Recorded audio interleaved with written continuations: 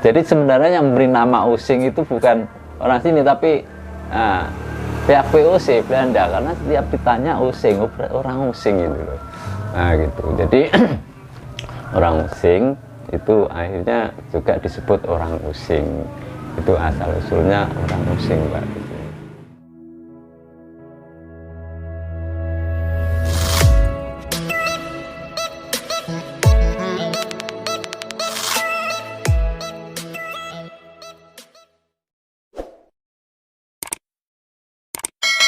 Sugeng siang Pak Suemi Rahayu. Sugeng siang Rahayu. Terima kasih Pak Suemi, sebelumnya saya dan tim sudah diterima di kediaman panjenengan. Oh iya Pak, iya. Ini Pak, terkait dengan suku adat Osing yang ada di Bali. Iya. Pak Suemi ini kan selaku ketua adat, ya? Iya Pak, sebagai ketua adat. Badai sedikit untuk memberikan cerita sejarah asal usul suku Osing yang ada di Kemiren sini, Pak. Oh iya. Jadi memang asal usul suku Osing, Pak. Sebenarnya suku Osing itu asal dari rakyat Blambangan, kan, Pak. Nah dulu, jadi rakyat Blambangan setelah perang Puputan Bayu pada tahun 1771 itu perang habis-habisan, akhirnya rakyat Blambangan itu sudah nggak karuan, Pak. Jadi untuk menyelamatkan diri masing-masing kebanyakan mengungsi. Nah itu mengungsi untuk menghindari itu serangan VOC dan lain sebagainya. Nah setelah itu kenapa sih dinamakan orang Using gitu? Karena kalau setiap ditanya, kamu orang Blambangan, jadi jawabannya hanya Using. Jadi sebenarnya yang memberi nama Using itu bukan orang sini, tapi pihak VOC Belanda, karena setiap ditanya Using, orang Using gitu loh. Nah gitu. Jadi orang Using itu akhirnya juga disebut orang Using. Itu asal usulnya orang Using, Pak. Gitu.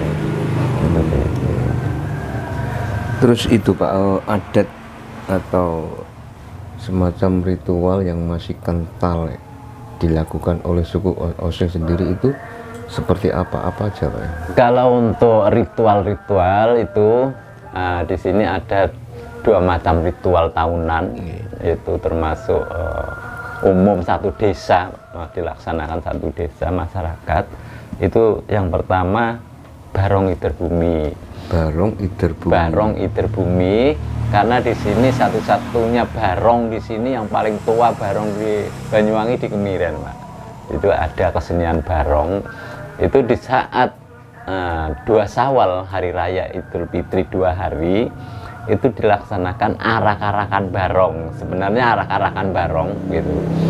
Karena mulai dulu awal yaitu peponden desa Kemiren itu senangnya arak-arakan barong gitu. Jadi setiap tahun pas 2 Syawal itu pasti dilaksanakan arak-arakan barong, karena menurut peponden dulu arak-arakan barong ini sarana untuk tolak bala itu, Pak. Jadi sampai sekarang tetap dilaksanakan arak-arakan barong yang sekarang diberi gelar Barong Ider Bumi. Itu dilakukan 1 tahun sekali apa gimana, Pak? 1 tahun sekali gitu, itu untuk Ider Bumi. Nah gitu, jadi mulai dari timur sampai ke barat, kembali lagi ke timur, itu setelah arak-arakan itu diadakan selamatan tumpeng pecel petik. Nah sebelum ritual Barong Ider Bumi dilaksanakan, si peponden atau pemilik barong itu sendiri, Pak, itu ritual ke peponden dulu gitu di sana. Itu bahwa izin bahwa sudah akan dilaksanakan ritual arak-arakan itu sendiri. Memang pernah terjadi dulu di sini, Pak, pernah tidak dilaksanakan karena waktu itu keadaan hujan lebat sekali. Akhirnya udah nggak dilaksanakan arak-arakan barong. Nah bertepatan dengan itu Kemiren kena musibah, banyak masyarakat yang sakit, bahkan ada yang meninggal juga. Berbagai macam upaya pengobatan nggak ada yang berhasil. Nah, kemudian ada salah satu sesepuh, yaitu pemilik barong itu sendiri, menerima wangsit lewat mimpi. Jadi dari pepunden kita itu jangan pernah meninggalkan arak-arakan barong. Nah, itu. Nah, setelah itu menerima wangsit itu dilaksanakan lagi, Pak. Nah, untuk menebus yang ditinggal itu. Nah, setelah itu diadakan arak-arakan dan sertai dengan selamatan di tengah jalan itu. Nah, akhirnya musibah hilang, yang sakit jadi sembuh tanpa pengobatan, dengan sepuh dengan sendirinya. Nah, mulai saat itulah arak-arakan barong ini sudah ditetapkan untuk ritual adat tahunan, tidak pernah ditinggalkan sama sekali. Karena sudah menjadi pengalaman meninggalkan arak-arakan barong kemudian kena musibah. Nah, setelah diadakan lagi arak-arakan, musibah hilang, makanya dinamakan sarana tolak bala. Sarana tolak bala. Iya, gitu Pak. Oh, gini Pak Suemi, terkait dengan tradisi ritual barong Ider Bumi tadi, Ya. Yang bisa diambil makna dari barong sendiri itu apa? Maksudnya sendiri apa Pak? Kalau untuk barongnya Pak, dari barong segi barong itu memang barong kemiren itu beda dengan barong-barong yang lain. Karena barong kemiren itu merupakan simbol tentang kehidupan manusia. Untuk dari segi warna itu ada 5 warna. Itu tidak bisa dirubah, nggak bisa diganti. Gitu. Kalau boleh tahu warnanya apa saja Pak? Kalau itu di sini warnanya itu putih, merah, kuning, hitam, dan hijau. Itu diambilkan dari di sini ada ritual, yaitu memuliakan diri kita sendiri itu dari jenang poncowarno, yang berkaitan dengan dulur papat limo pancer. Nah, itu jadi digunakan itu, jadi barong itu 5 warna, itu menyimpulkan bahwa nafsu manusia di situ. Nah, itu dari segi warna. Terus untuk fisik itu menyimbolkan luama amarah supya mutmainah. Jadi mulut selalu menganga lebar, seakan-akan ingin makan semuanya.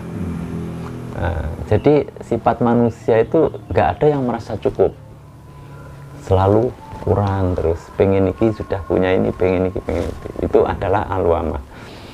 Terus untuk amarah itu digambarkan di barong itu mata melotot warna merah, itu menunjukkan amarah. Amarah juga, manusia juga mempunyai sifat amarah. Terus ada warna kuning di sayap. Sayap itu adalah warna kuning, warna kebahagiaan. Jadi manusia juga yang diinginkan selalu yang senang-senang, selalu mencari kesenangan. Sampai menjajai kemana-mana yang dicari kesenangan, kebahagiaan, keindahan.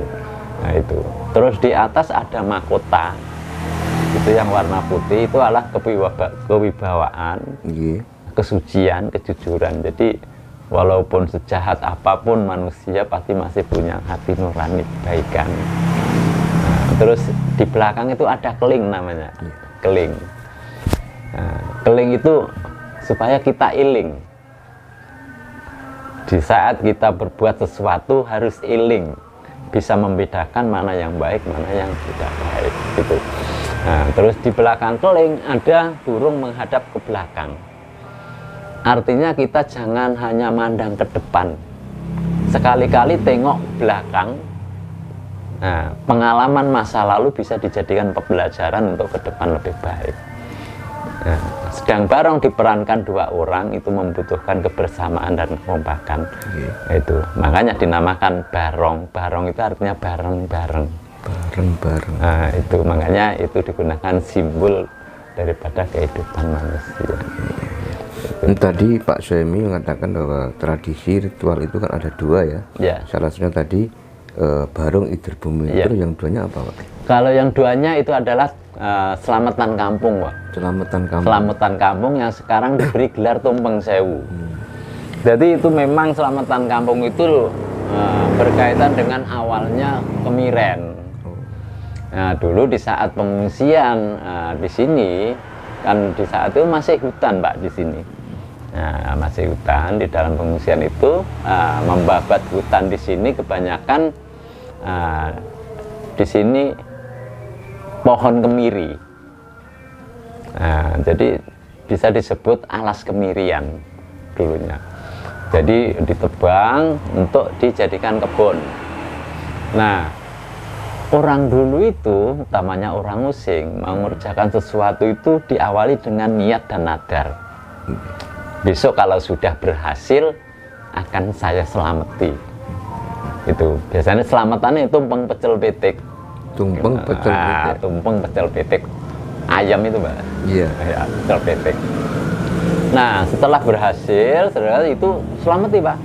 Setiap tahun selamati. Itu namanya selamatan kebonan.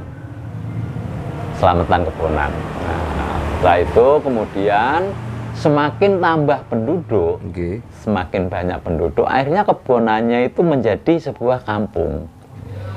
Nah, karena itu sudah menjadi ucapan nadar selamatan tadi, tidak berani ngilangi, walaupun kebonannya sudah nggak ada, menjadi kampung, ritualnya tetap diadakan, tapi namanya diganti selamatan kampung. Awalnya selamatan kebonan, karena sudah jadi kampung dinamakan selamatan kampung. Itu dilakukan berapa tahun sekali, Pak? Setahun sekali. Setahun sekali. Ya, setahun sekali. Nah, setelah itu kemudian tahun 2007, karena dulunya itu selamatan kampung itu tidak bareng, Pak, satu desa, perlingkungan. Itu di sini misalnya malam Jumat, lingkungan sana malam Senin. Tapi di dalam bulan haji, bulan Dzulhijjah. Nah, akhirnya pada tahun 2007, semua tokoh masyarakat dan lembaga itu gimana kalau dilaksanakan bareng. Nah, itu. Akhirnya semua setuju dilaksanakan bareng satu hari satu malam itu. Nah, karena penduduk Kemiren itu 1100 kakak tadi, Pak.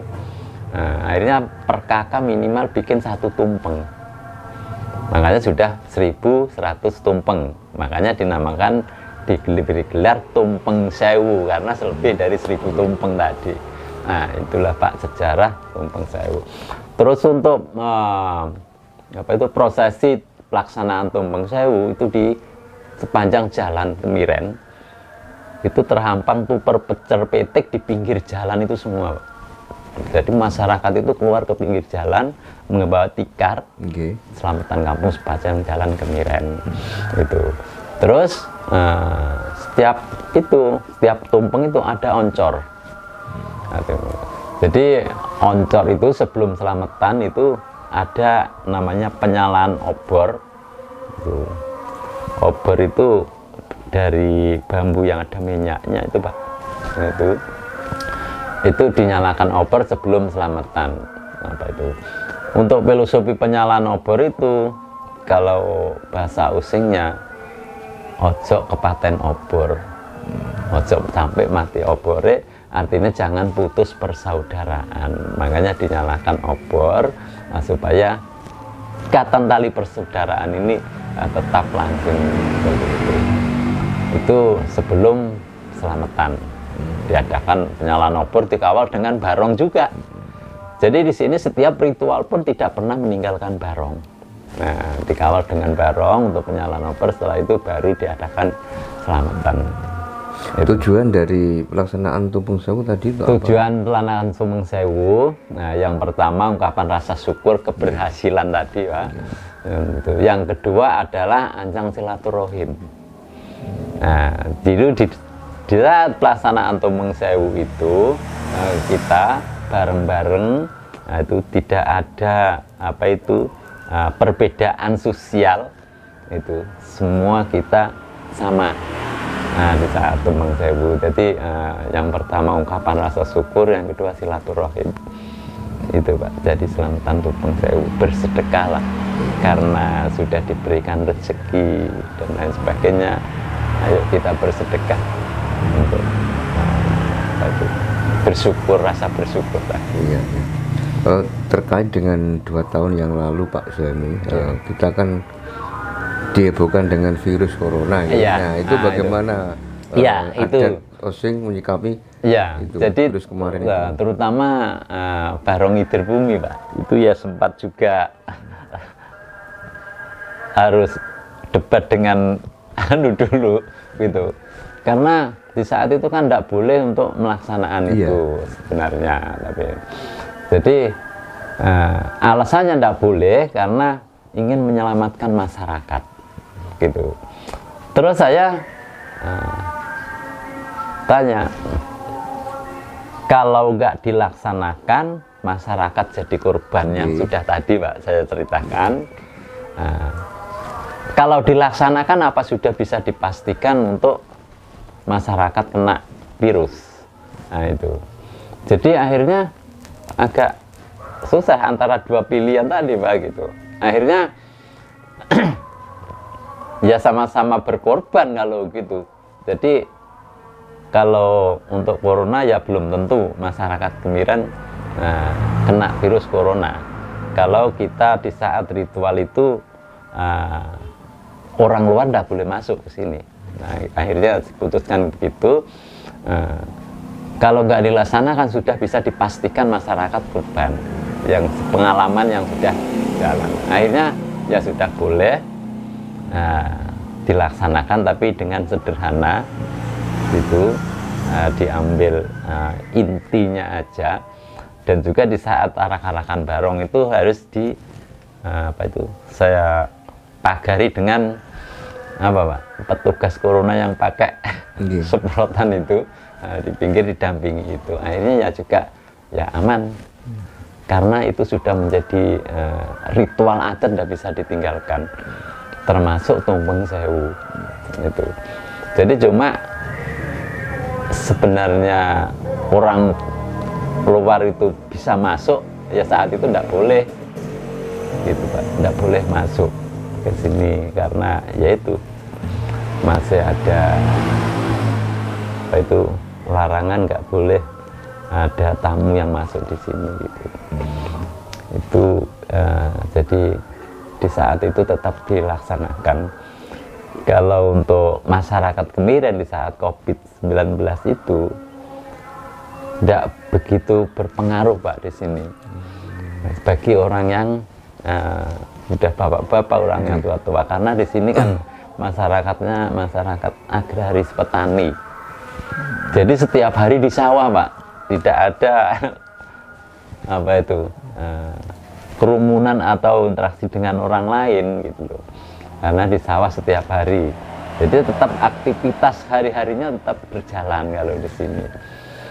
Tapi yang kena dampak negatifnya itu dampaknya paling dirasakan anak-anak Pok Darwis yang biasanya sering menerima tamu di sini, bisikan tamu itu ya sudah nggak bisa gitu. Jadi untuk pengembangan desa wisatanya sudah macet Pak gitu loh.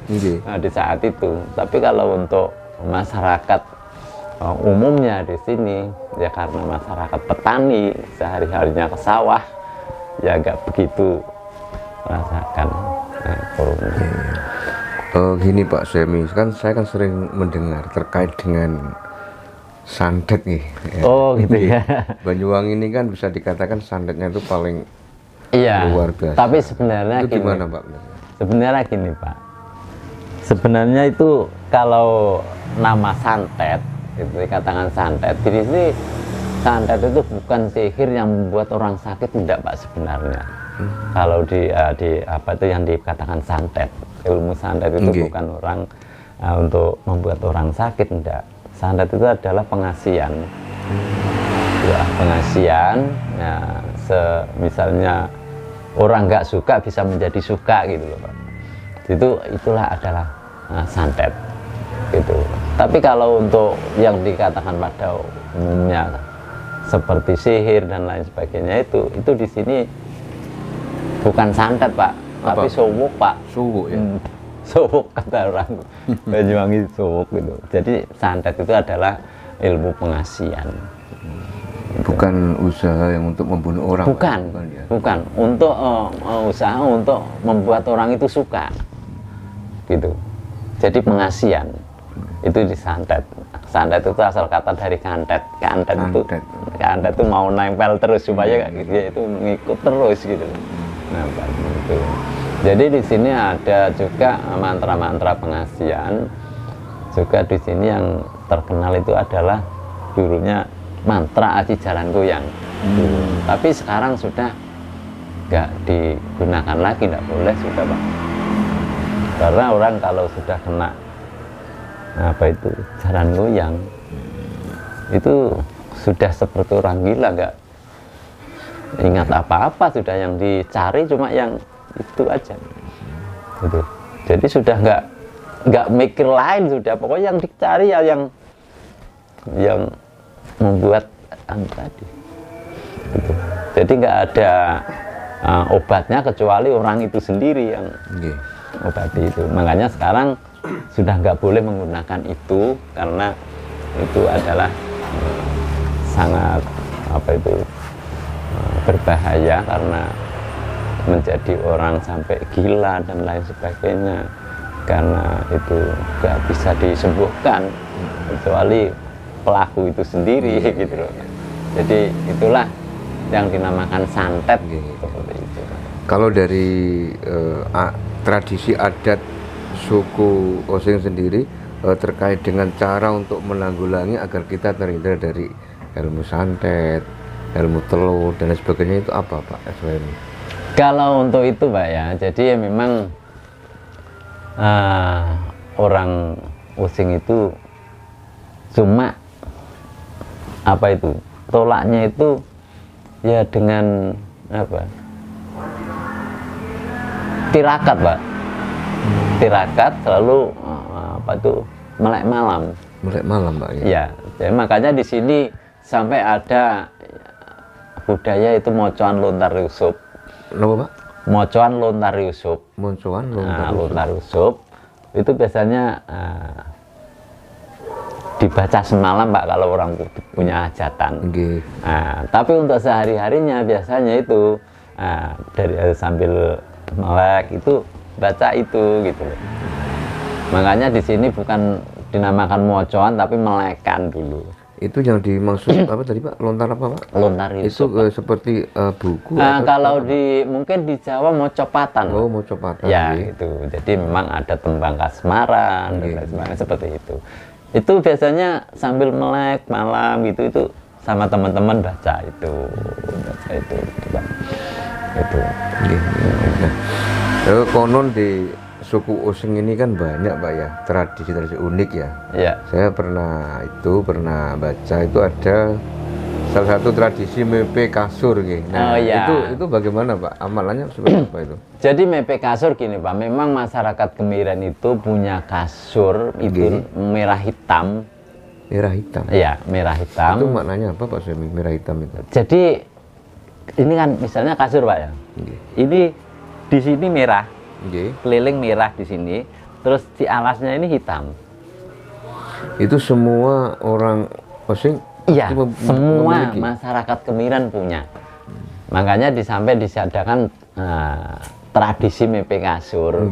Karena keunikan kasur Kemiren yang tidak dimiliki oleh desa-desa yang lain itu adalah yang namanya kasur merah hitam. Kasur merah hitam itu terbuat dari kapuk Pak. Nah, untuk itu tradisi di sini, misalnya kalau punya anak perempuan menikah, itu diwarisi kasur merah hitam, gitu. Jadi karena filosofi dari kasur merah hitam itu adalah merah itu ibu, hitam itu langgeng, Pak. Kenapa diwariskan ke anak perempuan? Karena anak perempuan itu cikal bakal seorang ibu. Jadi kasih sayang seorang ibu terhadap anak itu tidak ada batasan, langgeng tadi. Makanya dinamakan kasur merah hitam itu adalah hitam ibu, langgeng itu hitam itu langgeng, merah ibu. Jadi itu. Kalau untuk mepe kasurnya tadi sebenarnya bukan setahun sekali Pak, tapi dilakukan oleh masyarakat sehari-hari. Ya paling adalah sebulan sekali atau 2 bulan sekali melihat kondisi kasur itu sendiri. Karena gini Pak, masih ada kepercayaan gini, kenapa dikeluarkan dijemur? Yang pertama untuk membersihkan, karena dipukulin gitu. Yang kedua, masih percaya bahwa barangkali ada hal-hal yang mistis untuk di situ. Jadi dikeluarkan dipukulin pakai sapu lidi atau rotan, supaya barangkali ada hal-hal yang tidak baik di situ bisa pergi gitu Pak. Itu jadi seperti itulah, bukan setahun sekali. Karena keunikan kasur Kemiren itu sama, masyarakat Kemiren punya kasur yang sama, itu akhirnya di apa itu satu paket dengan tumpeng sewu tadi Pak. Jadi karena tumpeng sewu itu selamatannya sore, mulai paginya kan ada kekosongan, itu diadakan tradisi mepek kasur itu. Tapi sebenarnya mepek kasur itu bukan setahun sekali itu. Jadi seperti itulah. Jadi Kemiren itu masih punya kepercayaan seperti itu. Itu wajib Pak dilakukan? Enggak Pak. Enggak ya? Enggak wajib itu. Jadi karena mepek kasur itu bukan termasuk ritual Pak, bukan. Itu hanya itu tergantung daripada pemilik itu sendiri. Kalau kasurnya sudah waktunya jemur ya dijemur, kalau enggak ya enggak gitu. Kalau untuk satu tumpeng sewu, karena itu apa itu sudah festival tumpeng sewu ya, untuk menambah daya tarik kasur, keunikan kasur Kemiren, dimasukkan di situ, dinamakan tradisi mepek kasur. Dan juga di sini masih percaya bahwa misalnya selamatan tumpeng itu ndak ikut Pak ya, misalnya ndak ikut, tiba-tiba kemudian hari keluarganya bermasalah, ada sakit, itu anunya ndak ikut selamatan itu apa gitu, karena itu sudah menjadi warisan atau peninggalan daripada leluhur. Jadi intinya misalkan ada salah satu warga Osing yang tidak ikut selamatan, pasti warga kena itu Pak, kena musibah atau apa gitu? Bukan, itu sanksinya untuk diri pribadi sendiri, dari pelaku itu sendiri. Misalnya saya Pak, tidak ikut gitu, ya gitu. Jadi saya sendiri yang kena nanti gitu. Gitu. Tapi kadang-kadang gini Pak, karena percaya tadi ya, sebenarnya memang sudah punya sakit sendiri ya, tapi karena pikirannya sudah apa itu larinya ke sana, jadi nggak ikut selamatan itu apa gitu. Apalagi dari orang tua gitu loh. Kenapa saya nggak ikut selamatan? Kamu ini nggak ikut selamatan itu apa? Jadi itu seperti itu. Makanya di sini di saat ritual itu nggak ada yang nggak ikut Pak. Gitu. Jadi termasuk petani di sawah itu juga ada ritual-ritual juga sampai sekarang ya, itu ada labu nyingkal dan lain sebagainya itu. Misalnya itu nggak dilaksanakan, misalnya tiba-tiba panennya gagal atau orangnya sakit gitu, itu larinya sana, nggak diselamati itu apa gitu. Itu Pak. Jadi terus ini Pak, tradisi yang paling kental, yang masih kental dilakukan oleh suku Osing dalam kehidupan sehari-hari itu apa saja Pak? Kalau untuk di sini tradisi paling kental itu adalah kegiatan-kegiatan sosial Pak. Contohnya apa Pak? Contohnya gini, misalnya ada tetangga punya hajat, nah itu ya bukan punya hajatan besar lah, misalnya mendirikan rumah aja gitu, itu semua tetangga itu datang Pak, datang untuk membantu walaupun sudah ada tukang gitu, tanpa dikasih tahu tetap datang, tanpa dikasih tahu. Jadi yang tua pun datang walaupun sudah nggak kuat ngangkat apa-apa. Nah, itu namanya ngelisan Pak. Anglisan gitu. Ngelisan ya, ngelisan gitu. Jadi datang aja itu ke sana. Jadi pokoknya Kemiren itu yang digunakan dasar apa Pak? Dasar pantas.